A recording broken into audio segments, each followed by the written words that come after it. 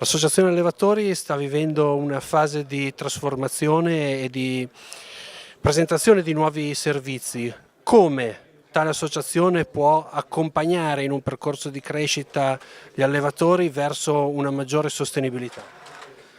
Ma oggi, dopo la riforma del sistema allevatori, penso che su questi ragionamenti ci possa stare appieno.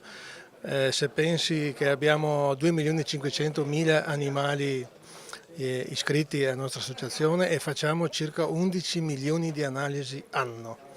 E ora in questo ragionamento su tutta la raccolta di dati per andare a definire qual è lo status del benessere animale, ma non andando a sentirlo una volta all'anno con una verifica, con una certificazione magari così, ma potendola modulare mese per mese, ogni 40 giorni, perché il sistema, insomma, per chi non lo conosce bene, ma il sistema allevatori installa e misura, fa le rilevazioni sugli animali ogni 40 giorni, per cui stamattina sentivo Trezzi parlare di un marchio unico. Penso che il nostro storico marchio di Italia Alleva potrebbe benissimo svolgere quell'identificazione nazionale per quanto riguarda le certificazioni.